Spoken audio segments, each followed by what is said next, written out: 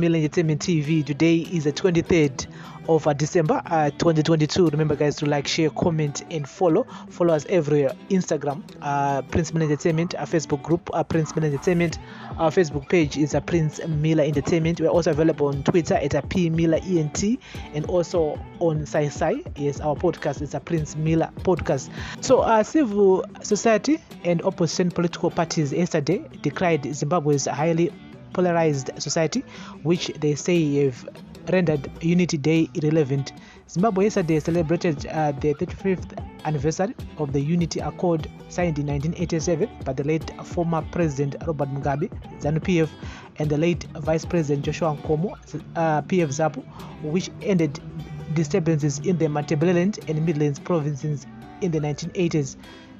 Civic society groups and political parties yesterday said more needed to be done to stop political violence and unite the nation.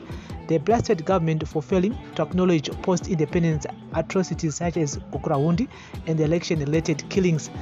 Citizens Coalition for Change (CCC) leader Nelson Chamisa said Zimbabwe would never enjoy unity until dialogue took its course. He said once in power, his party would unite Zimbabweans despite their political affiliation, race, or tribe to ensure the nation thrives. There can never be true unity without true dialogue and love. We need each other. Unity is good for us all and the thriving economy. Unity doesn't manipulate or rig elections. Unity doesn't imprison or persecute political competitors. Unity is not just unjust or unequal. Unity is neither violent nor terrorist. Unity is not violence or vengeance. Unity is not hateful or vindictive. Unity is love and forgiveness. Chamisa said Zimbabwe Human Rights NGO Forum, head of Transitional Justice Working Group, Fortune Kuhudzegwe, said that the celebrations were irrelevant as disunity was the order of the day in the country. Unity is important for the development of any country, but it has to be unity of purpose. It doesn't have to be unity of cohesion or unity of force by unity of purpose. We have seen political leaders deliberately separating the masses through divide and rule tactics, calling for separation on tribal and political lines. Politics has affected the country's social contract and social cohesion, where hate speech fueled by political leaders dominates. Kuhudzegwe said he urged Zimbabweans to desist from being divisive as the country heads for the 2023 polls. Crisis in Zimbabwe Coalition spokesperson Obed Masaraure said justice for the victims of the Kukuraundi massacres remains elusive and sincerity is largely lacking on the part of the government. Victims of the Kukuraundi massacres continue to be dissatisfied with the government's peace process and celebrating the signing of the Unity Accord without ensuring truth-telling, national healing, and reconciliation is a first. Masaraure said the National Peace and Reconciliation Commission (NPRC) had ignored calls for a victim-centered approach to healing. Such a discredited process will in no way ensure truth-telling, justice, and national healing, and is just a case of trying to tick the box. Government's insincerity continues to be exposed by the victimization of some groups and individuals seeking to push for a genuine process towards healing and reconciliation, he said. Political analyst Efin Ngobe said, now it is clear that the day is not what was initially thought to be. Instead of being a day to remember victims of Kukuraundi, it has become a celebration day for perpetrators. This was supposed to be a day of remembrance when the whole nation reflects on the killings, rape, and other atrocities in order to craft ways to prevent recurrence of human rights violations.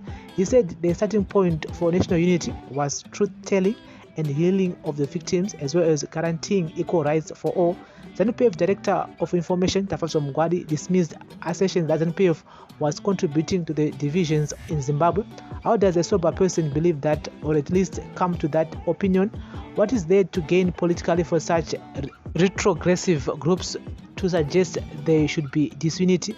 They and their chaotic views do not matter when it comes to the sanctity of this unity.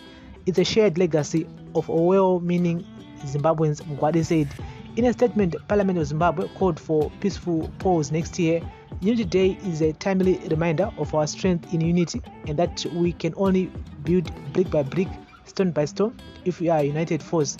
It is therefore important for the nation to unite against decisive forces that are keen on fomenting disharmony in our country. It said in a statement.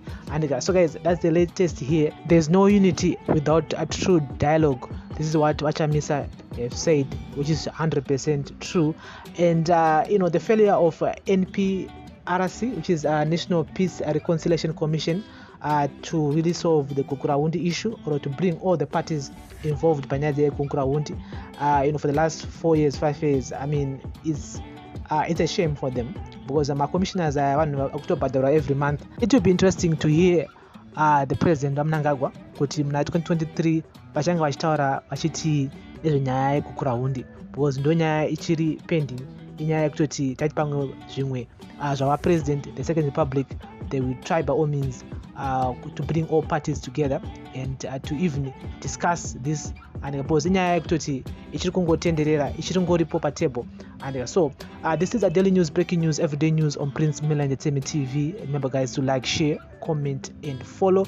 So yesterday was the 35th anniversary of the UNITA Code, which was signed by the late former President Robert Mugabe and the late Vice President Joshua Nkomo in 1987. So guys, this is a daily news, breaking news, everyday news on Prince Miller Entertainment TV. Thank you very much for listening and watching. Remember to like, share, comment and follow. Bless up.